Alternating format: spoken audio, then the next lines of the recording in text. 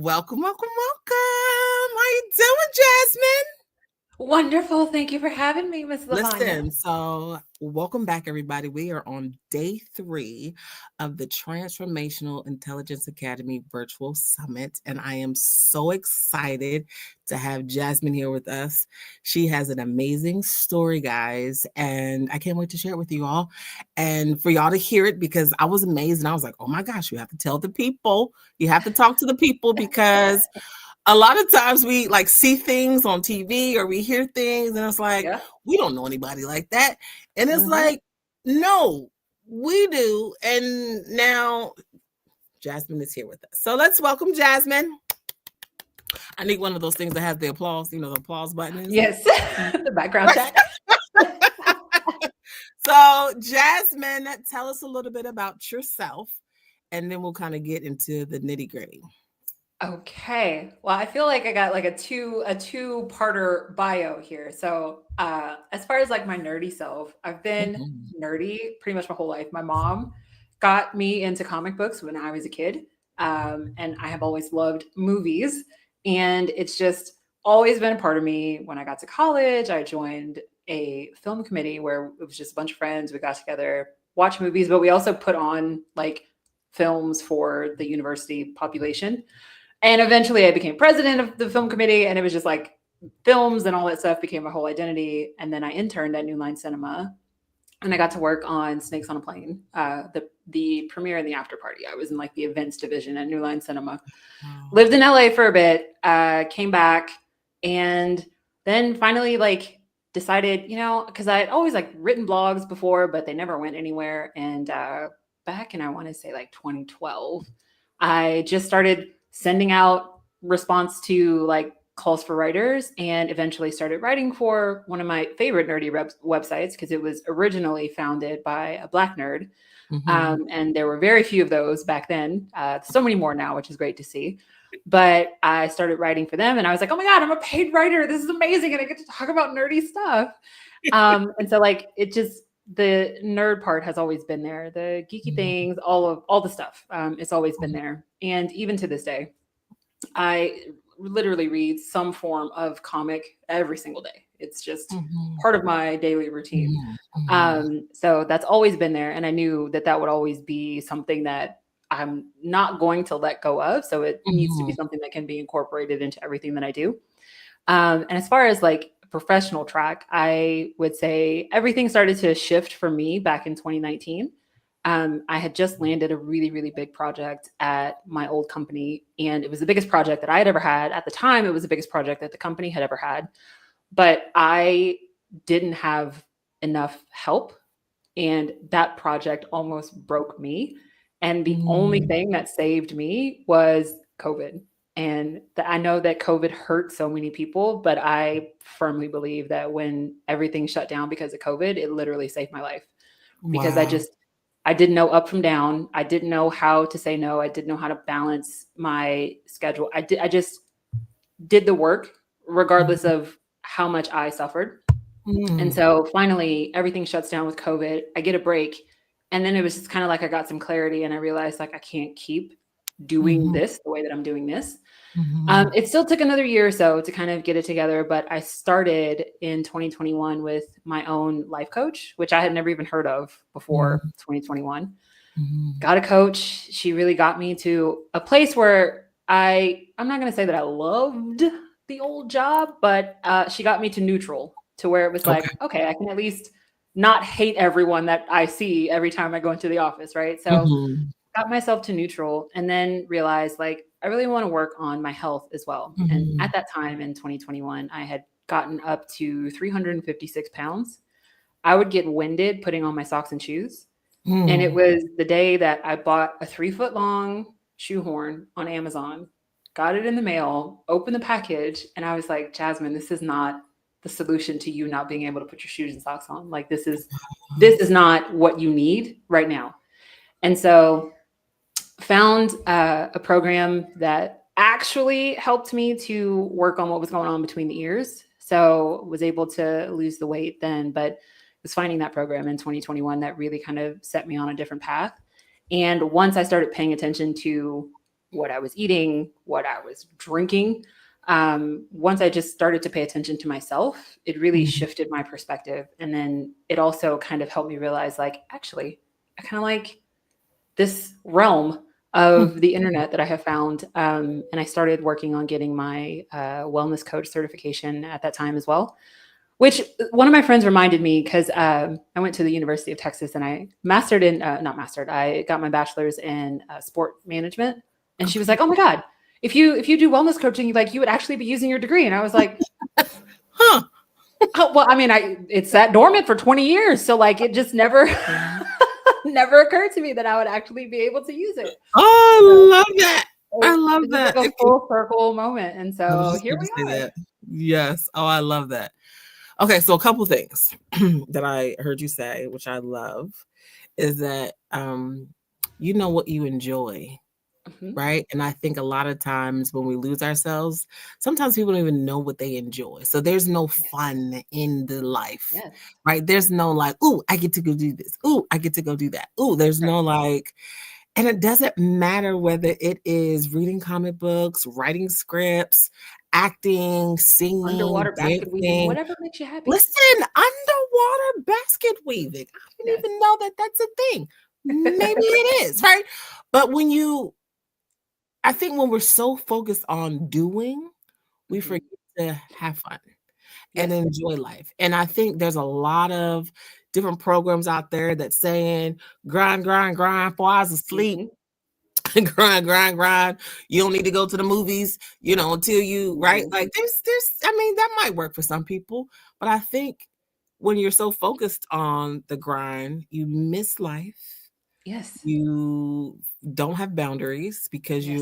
you have these goals. I have goals. I have 336 goals, right? Like but it's like where is the balance?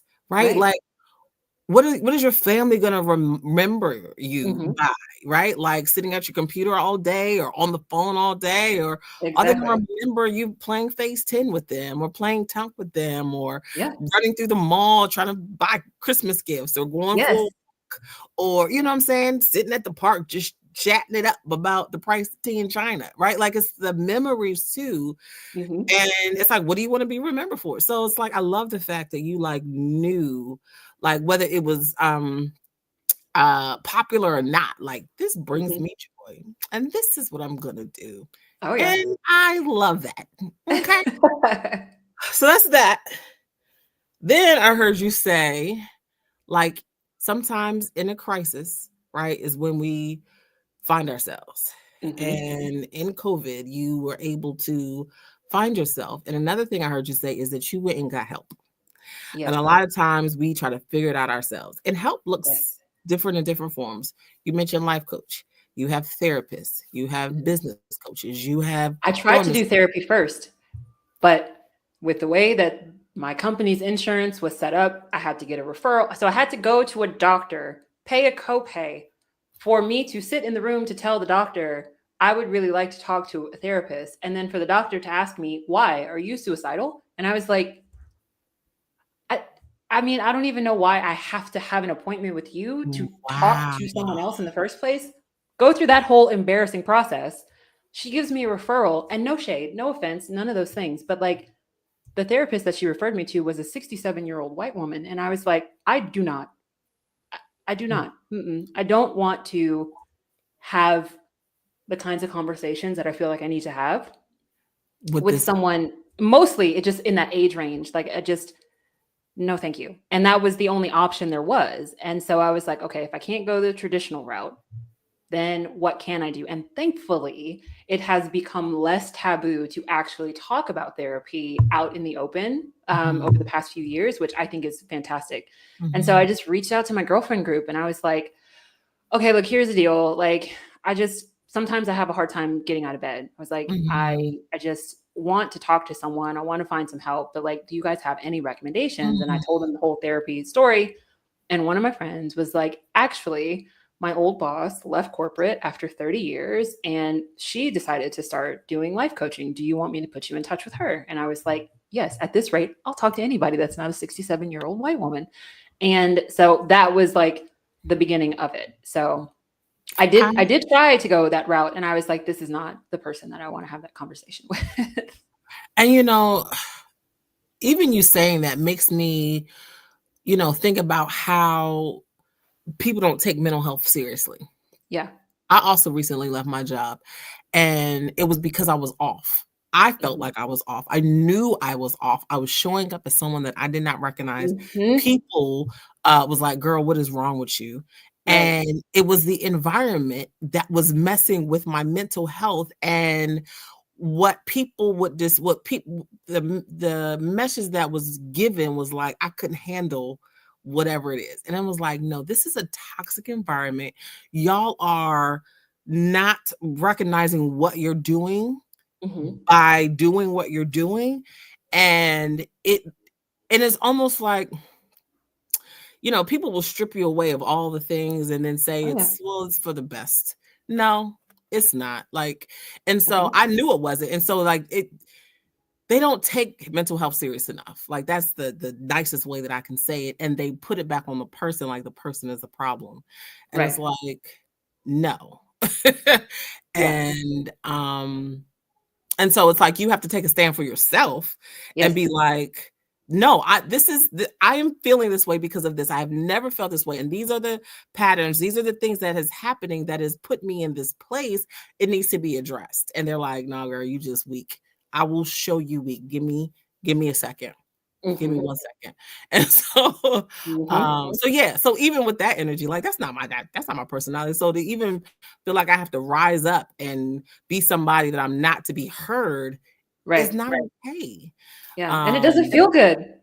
no, Doesn't feel good. not at all. And so it's like, okay, I have to go. So I can absolutely relate to that. But the fact that you even reached out for help says a lot. And I think you reaching out for help is what helps you get to where you are.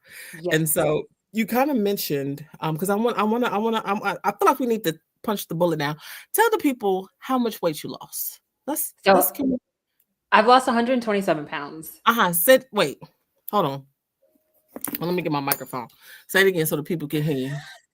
Just what you I've said. lost 127 pounds. And you lost it naturally? Yes. And how long did it take you to lose 127 pounds? It took 13 months. Ma'am, Mhm. can you tell us the secret? Can you tell us? Just give us 5 bullets, right? Like, what is the secret? Honestly, the secret is it's all in your head Mhm, because anybody can follow any diet.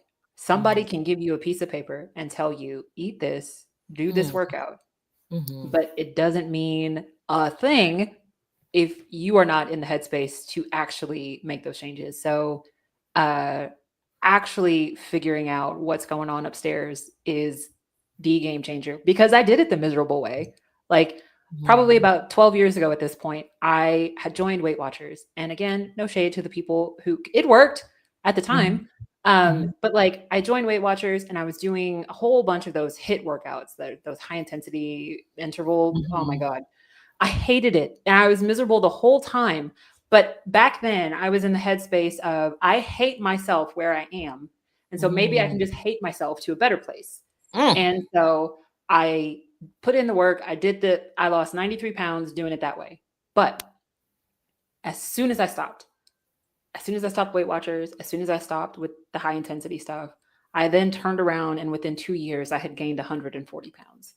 And it was wow. just one of those things that I never thought that that mindset wouldn't be enough. I never thought Mm, hate would not be a powerful enough mm, emotion to get me to the next level. And that was my biggest mistake back then was just I distinctly remember there would be some times I'd be in the garage and just like calling myself the ugliest names if I couldn't finish a set, if I was mm, too slow, if I couldn't get more reps than I had before. Like I just was always so mean to myself. And doing it from a place of love this last time made all the difference. And mhm, realizing that I had to like my 356-pound self enough to want better for her. And so mhm. flipping that from hating her into oblivion into loving her into a better place, that was a difference maker. Wow. Hating yourself and you lost weight, and loving yourself and you lost weight and you kept it off this time. Hmm. I wonder how many of us have this negative self talk and think that beating ourselves up is what we need to change. Um, no I bet a shade. lot of people feel that way because we get, and especially as women, we fall into that trap of getting stuck in that kind of masculine energy where it's like, Yeah. oh, you just push harder, or you do more. And it's like sometimes, like the whole soft life trend, I'm all for it. I am all for it. Like sometimes I just want a soft place to fall. Like I don't Mhm, want to mhm, push myself to the limit. I don't mhm, want to yell myself to someplace different. Like sometimes I just want to be like, hey girl, what do you need today? Like what can I do for mhm. you today that will get you out of bed, you know? And it's like the mental models, like this is the appropriate way to get stuff done because it's worked, right? Mhm. Because there's results. But does that mean it's the best way psychologically for our brains for it to actually stick and like create that behavior change that's long lasting and not where we beat ourselves into this place where we don't like ourselves, and that's why, or because we are judged by other people, or other people are telling us we need to do this or do that, and Mhm. so that's why we change, but not because we are like, I'm accepting where I am and I'm going to do the work that it takes to change. Right. And create and finding that space where people are going to support that change. I remember I went to this gym one time and the guy was just like yelling at, it was a room full of women, yelling at the women like, you know, like it was like verbal abuse. Mhm. And the person I had gone with was like, yeah, well, that's what motivates me. That's what gets me going. And you just not strong enough to handle it. And I was like, no, this is verbal abuse. Like, Yeah. why is this, why is everyone in here? Like, I thought I was like the crazy one. Like, this is not okay. Do not talk to me this way. And it's like, you just can't handle it. Do the squat. Sit, like, don't look at me like that. And I want to fight you. Mhm. I And want now to you fight you pulled in me the into a whole gym. different persona at this point. Yeah, I was like, this is not for me.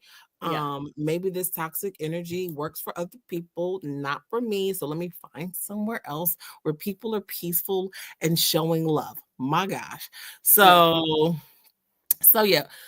So tell me more about the 13 months. In those 13 months, what did you what did you begin to do that was different from the first time? Because I've been losing weight for I don't know, 15 years. And I've done the things, right? I was like this year, I'm gonna say it out loud. This year is my year of transformation for my health. And I want to be a bodybuilder. I want those before and after pictures. So in 2025, at the end of 2025, like my goal is to find me someone that helps me build my body. And not like I don't want to look like a man, but I want to build a nice little body. Yeah. Um, so it's gonna be a thing. It's gonna be a thing. I'm gonna have a I whole love photo it. at the end of 2025. I'm telling the people, it's in my book of 36 Well, things, that's the right? first step, speaking it into existence. Right? So tell me about your 13 months. Like from when you started and then when you got to that, like walk us through that journey. I would say one of the things that made the biggest impact was actually meal prepping. Because Mm, like I've always cooked. I've always been comfortable cooking. Like that's never been a problem. And it just never occurred to me to then take what I had cooked and pre-portion it into containers. Like that, like all the leftovers go in the same pot, like it's, mhm, and then you got like all these containers of leftovers in the fridge. Like that was how I operated. But actually getting into the meal prep and then seeing how much time it gave me back during the work week mhm, was what blew the top right off. It was just like, you mean to tell me that if I take 3 hours on a Sunday, and yes, I understand that is an upfront commitment, but if I take 3 hours on a Sunday, my breakfast, my work lunches, and my dinners for 5 days are then taken care of. mhm, And the first time I got the buyback, and it was just like, so you mean to tell me that if the clock hits 11:30 and it's lunchtime, I don't have to sit here and ask myself, where am I going to go for lunch today? Mhm. How early do I have to get there? What if I wait too long and there's a long line? Do I just want to go to a drive through and eat in the parking lot? Do I want to go to a sit down plate? And it was just like, I bought myself 10 hours back during my week Mm. by doing the meal prep up front. And once I saw that payoff, I never went back, Mhm. much to like the dismay of all of the people that I used to go to lunch with. Because when I finished, because at first I told everybody up front, I was like, look, I'm doing this thing. It's an 8-week program. Like, I'm not going to lunch with you. And the running joke became, when are you going to eat real food again? And the whole time I'm like, do you not see what I cook and bring into the office to reheat in the mind? Like, I eat real food multiple times a day. But just like once I saw that payoff, that was at the end of it for me. And to this day, of all the things I picked up, meal prep is the one thing that has to happen. It has to Mhm. happen because I know the value of putting in that time on a Sunday so Mhm. that I don't have to think about it. And I joke all the time, like I turned it to my mom because I'd be in the car and I'd be passing by and I'd be like, ooh, man, I really could, just pop through this drive through real quick. And then first thought that I hear is, no, we have food at home. And like being able to get to that point where it was like, actually, I am looking forward to eating what I have at home. That was the biggest game changer for me, was just kind of adjusting. Because like I said, I was already cooking, but just kind of adjusting the way that I viewed what I had cooked. That was a big one. And then I'd say the other one was not letting myself hide anymore, meaning Mhm. like I needed to start taking a look at all those things that I kept putting on the shelf. So Mhm. like, why is it that you feel like you need to come home and have a bottle of wine after work every night? Like, why are we doing that? Mm. Instead of just telling myself, don't do that, it's bad, it was very much like, okay, let's figure out why we do this. Mm. Why is this the first thing we reach for? Mhm. And then using Netflix like against myself, where I was the binge queen. So I would hold out, I would wait until the whole season was done, and then I would be like, all right, 9 episodes in one night. I'm ready. I'm doing this. And so I would sit on the couch for 9 hours and watch Netflix. And I was like, okay, I can understand that your movie habit is not going to go anywhere, but like we're not doing this 9 hour thing all the Mhm. time. And this is once in a while, sure, but like we cannot do this every other day. And then Mhm. figuring out a way to still keep that going, but not do a 9 hour binge Mhm. with me just sitting on the couch. Cause I could go like a full Saturday and at the end of the day, I would have 800 steps for the whole day. Like just, and that's pretty much just me getting up from the couch to the kitchen to the bathroom. That was it. Mm. So just kind of adjusting the things that I was already doing. But again, the meal prep and the not hiding and just kind of addressing the elephants in the room. Okay, so 2 things. When we talk about meal prep, what would you say to people that was like, 1, I get tired of eating the same thing all the time, and 2, I don't have time to meal prep. I have children, I have a husband, like, they don't eat the food that I eat. What would you say to those people? To those people, I would ask them, how often do they get up and go to work on the days that they don't want to go to work? Because my guess would be every day, right? My Because god, you go to work to get the paycheck, right? my gosh. You do that for someone else because you see a benefit from it. If we break it out that way. So when it comes to meal prep, I can scream about meal prep from the top of the mountain, but until you do it and see the payoff for yourself, you will Mhm, always believe that you don't have time for it. When in mhm, reality, how much time do you spend with your partner being like, hey, babe, what are we going to have for dinner? I don't mhm, know. What do you want to do? I don't know. Like we spend an hour trying to decide what we want for dinner before we then mhm, drive 30 minutes to go and have dinner. So mhm, you're spending an hour and a half every day deciding what you're going to eat over the course mhm, of a week.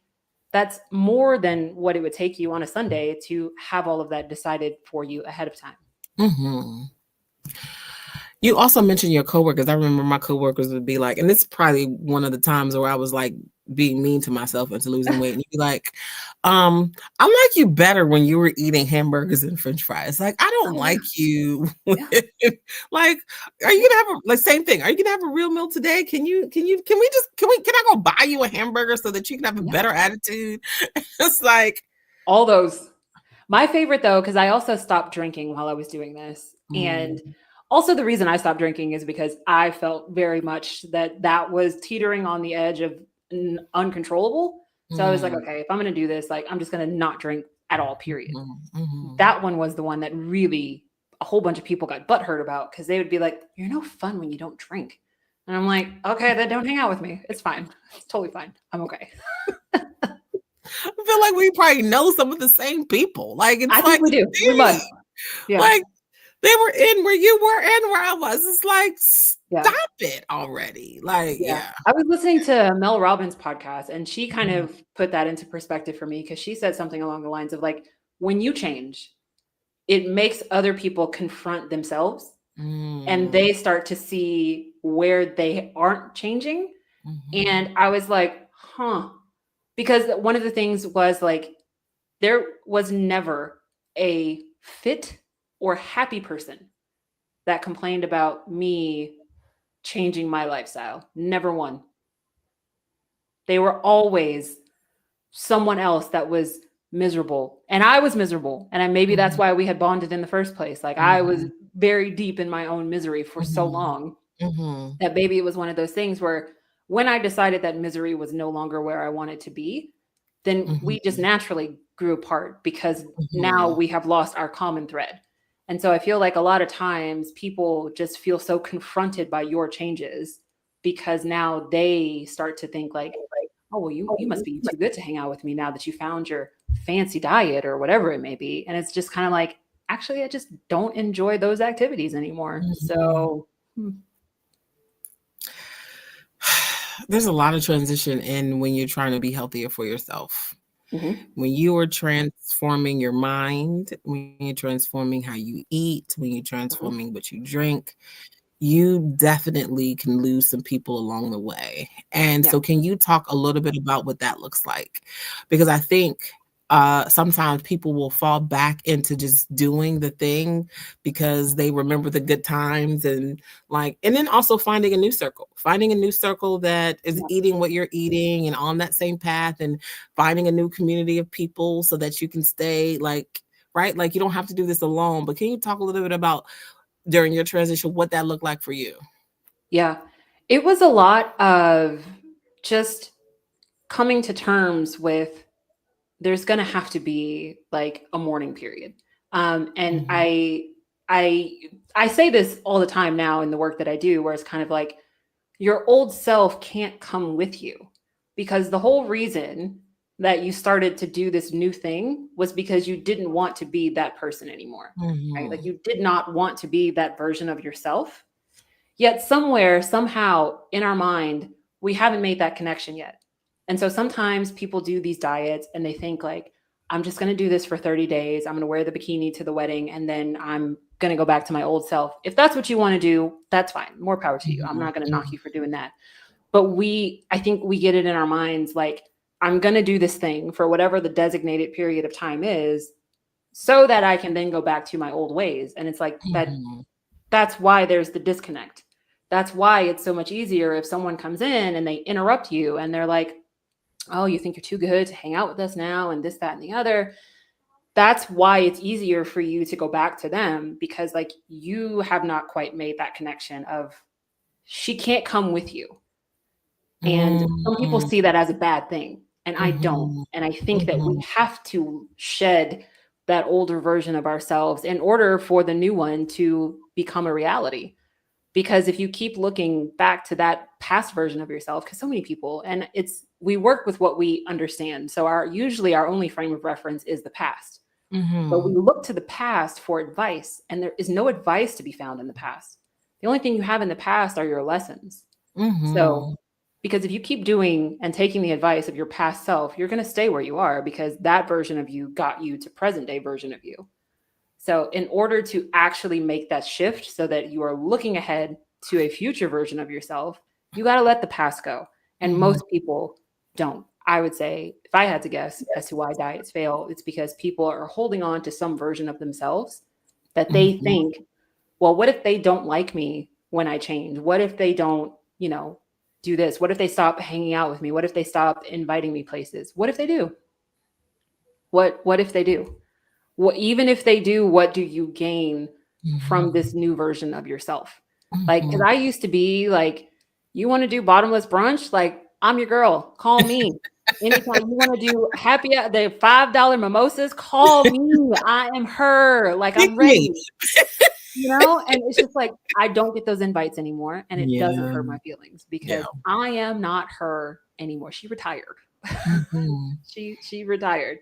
So, like, you have to get to the point where you are ready to be someone different, and mhm, most people never mm. make it there. Oh, that's so good. You have to be ready to be somebody different, Yeah. and by being somebody different, you might have to, or you will have to, get a different group of people Yeah. unless the people wanna go the direction that you're going. Mhm. Because just because you wanna change don't mean they wanna change.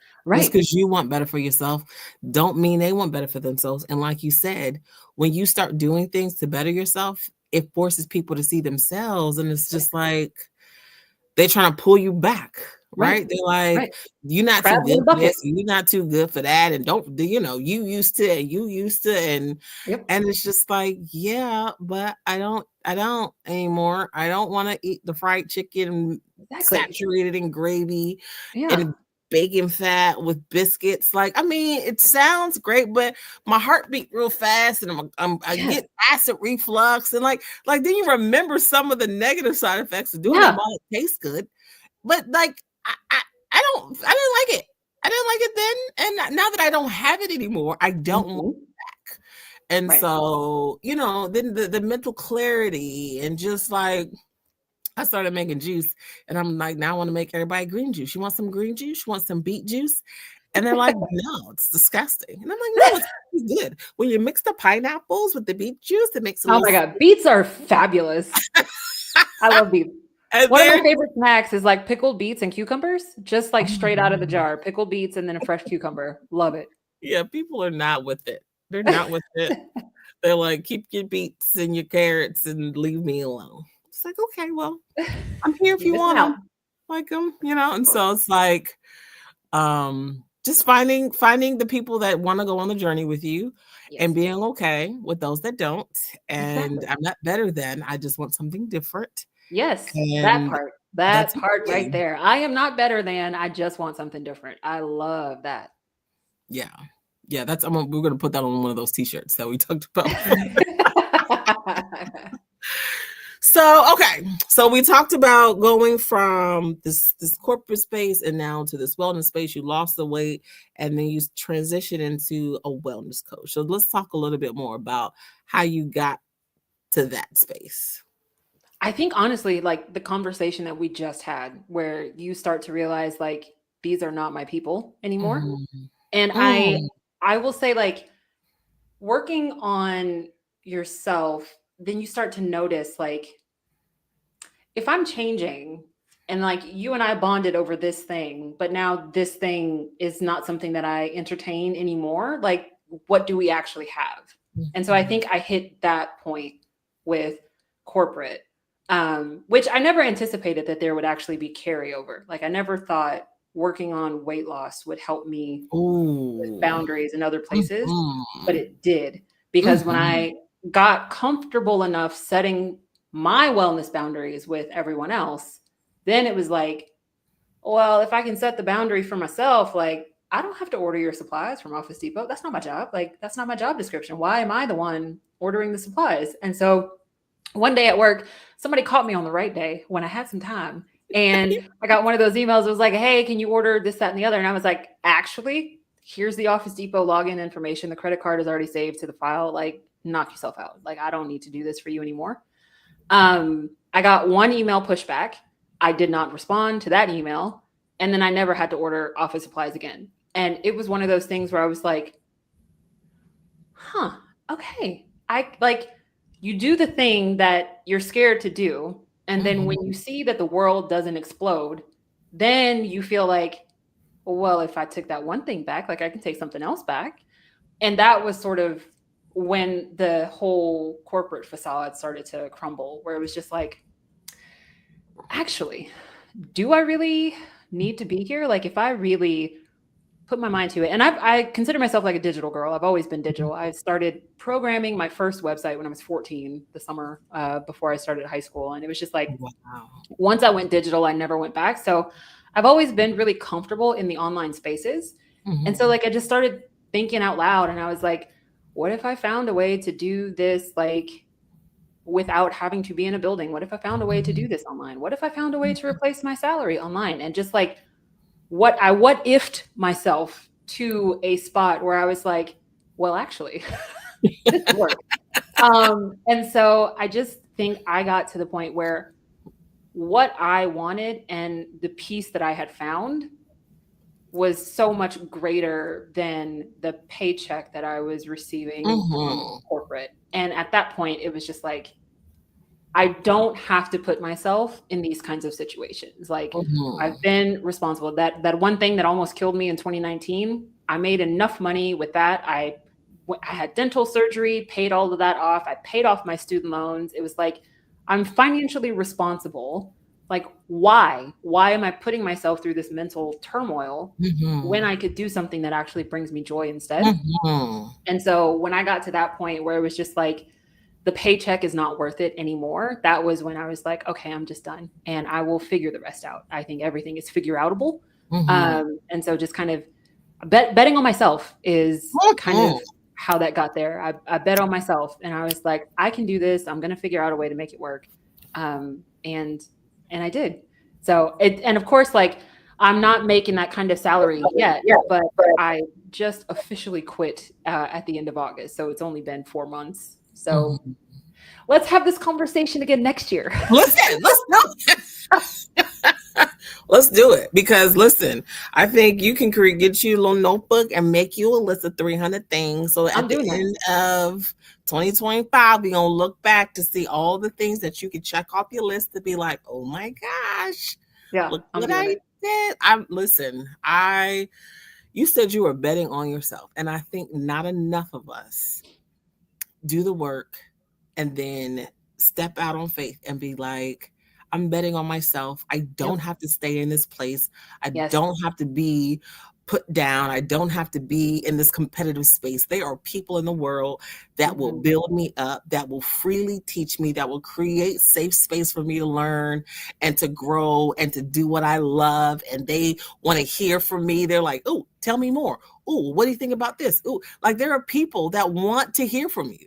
I remember the first time I talked to you, and I'm like thinking about I think I just decided to do the summit, and I was like, oh my gosh, do you want to be a part of the summit? And he's like, me? Yes. Yes, you. And it's like when you hear yourself talk, it's like all the things that you have done. When we talk about transition, sometimes transition takes time, and you've been in place in transition in work, in your health. And when you talked about how you didn't think weight loss could connect to like corporate, Hmm. it's like you start creating boundaries everywhere, Yes. Yes. everywhere. And it's like with your family, with your friends, with your peers, like everyone now. Because I've created, I'm now focusing on myself. What brings me joy? What brings me Hmm. peace? And so this is no longer serving me. No matter Yes. what capacity, this ain't it. And I'm Yeah. gonna have to we gonna have to part ways for whatever because it's. And Yeah. so I love the fact that you made that transition and you legit bet on yourself and you were like out here doing it, right? Like you are you were Yeah. doing it. I think the And thing that so keeps people from doing it is like mm, we catastrophize, right? Like mm, we get to that point where we're because 100% I was the same way. Like when the thought first crossed my mind, where it was just like that wishful thinking, where it was mm, like, what if you get the certification and then you quit your job? And my literal first thought was like, well, what if I get evicted? What if I don't make enough money to pay my rent? What if a car gets repossessed? And then I was like, really? What are the chances that something like that is actually going to happen? Because if honestly, if my situation did get that dire, I am not above going out and finding mhm, a job. You know what I yeah. mean? Like Mhm, finding a solution to a problem like that is not it's a non-issue. But mhm, in my mhm, head, I was like, I can't quit this job. Like, how am I going to pay my rent? How am I going to pay my car note? And it's just like, you've been doing it now. Like, yeah. what? So what does that mean? Like, and then of course, then the reverse is like, well, what if we had done this sooner? And it's like, no, no, no, no, we're not going No, down no, that no, road. no. We're not doing that. We're doing it today. It's fine. Yes, yes, We're moving forward. We're not going to the past. yes. We're just moving forward. So are you loving what you're doing now? I am. I am. I love it so much. And it's one of those things where it was actually so hard for me at first because I had spent so long trying to be invisible on purpose that putting myself into this kind of role where I have a lot of face time with people, it was very much like, ooh, like I felt like I had to get over so much imposter syndrome at the beginning Mhm, because it mhm, was like, I don't want people to see me. I don't want people to mhm, know that I exist. And getting over that was probably the hardest part, where it was just, mhm, again, like we said earlier, it was just like shedding that old version of myself that, like, when I was in the office, I just put my head down, did the work. I didn't always socialize. I didn't always hang out. I definitely did not make friends with coworkers. So it was just like, do the work, go home. That was the mentality that I had. And it took me some time to realize, like, I can't, I can't carry that into this new space. mhm, That's not going to mhm, fly here. And then just sort of embracing my authentic self. And I would say, like, my old coach helped me a lot because she was like, one time she told me, and I'll never forget, because like I travel a lot by myself, and so, but mhm, I also used to be like panic. Like corporate would make me panic a lot. And so mhm, one day she was like, "Why don't you panic when you travel by yourself?" And I was like, "I can't afford to panic when I travel by my. I'm all like, like I'm in a foreign country. I don't speak the language. What do you mean? But the panic is the last thing I want to do." And she was like, "So why can't you carry that over into your corporate world?" And I was like, "What? like, what do you mean?" And she was like, all of those different versions of yourself, like, you can put them all in a boardroom and you can talk to them. And that was kind of another thing that just blew it open for me, because it was like, you're right. Like, I don't panic when I travel. Like, why wouldn't I be able to pull? It's still me. So why mhm, wouldn't I be able to pull some information from solo travel version of me and apply it to this other version of me? And like, mhm, once I opened that door to where it was like, okay, well, like, you've done these kinds of things before. What did you do in that mhm, situation? And just kind of mhm, turning to myself for that kind of advice really helped me step more into that space, of like being seen and like having that kind of impact. But I also feel like taking the credit was like a harder piece. And that was something that it took a lot longer to work through, where it was mhm, like, oh yeah, okay, I can see that that might mhm, be helpful. Where at the very beginning, I would always be like, I didn't do anything. I didn't do anything. It was all you. It was all you.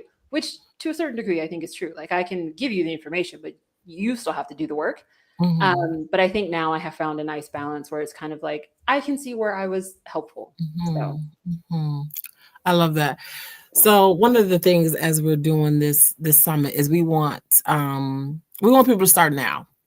We want people to start whatever it is that we're talking about for that day, that this is resonating with anyone that's either trying to, create boundaries, focus on their health, and not waiting until 2025 to make that New Year's resolution.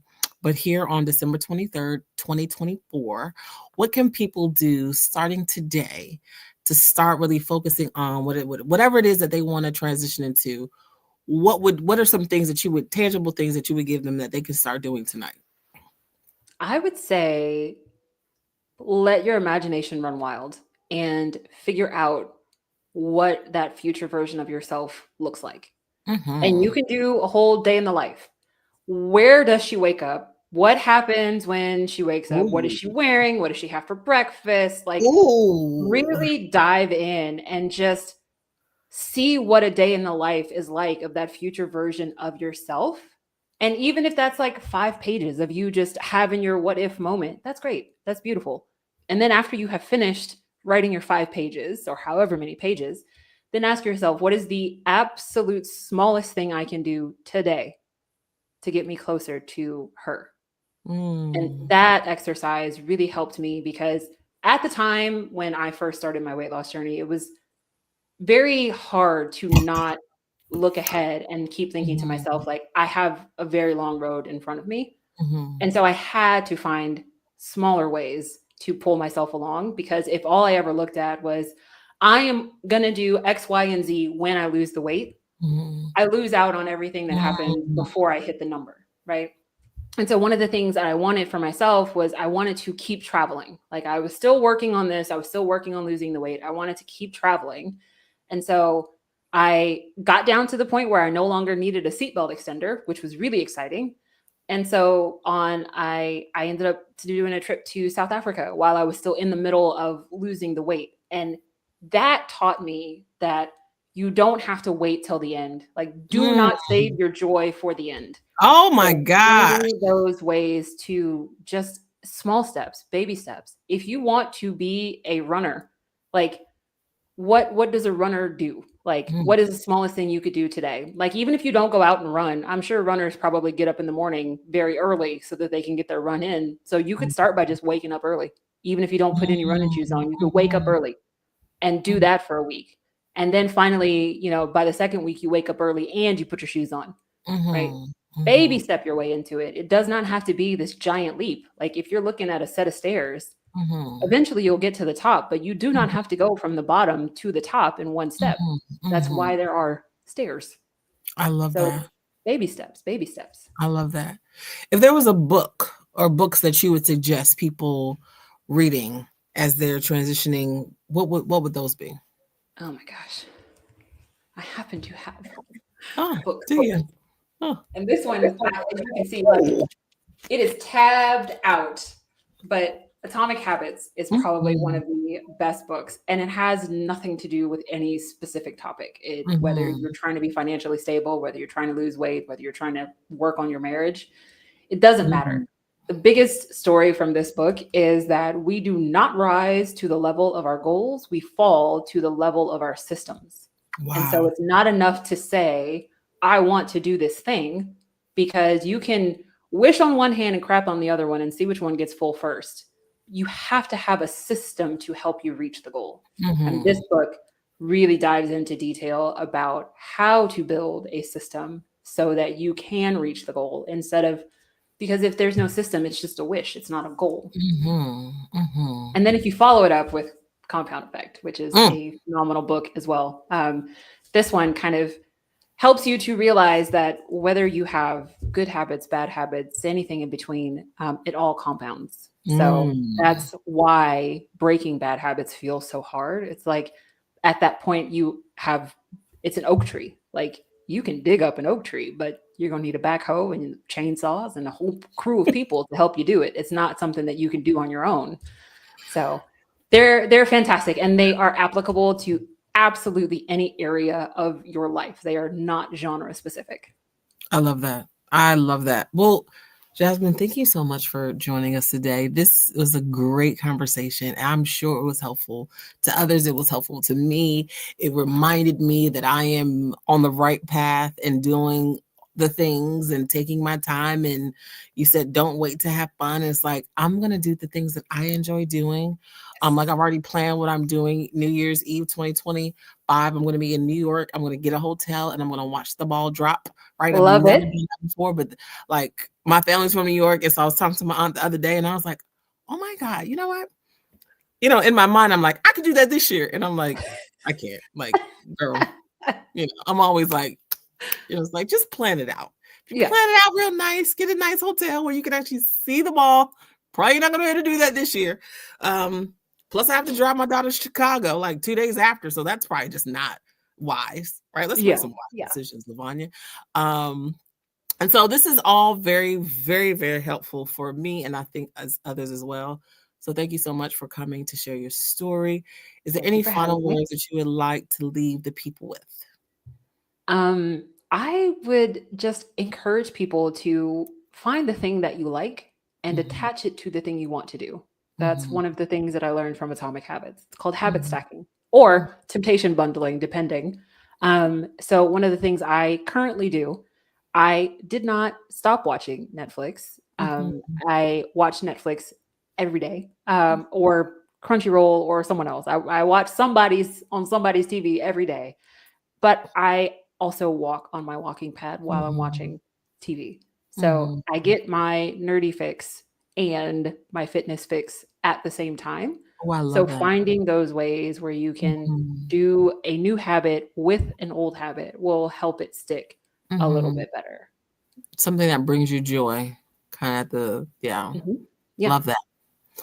Well, thank you so much, Jasmine. It was such a pleasure to have you. This was so great.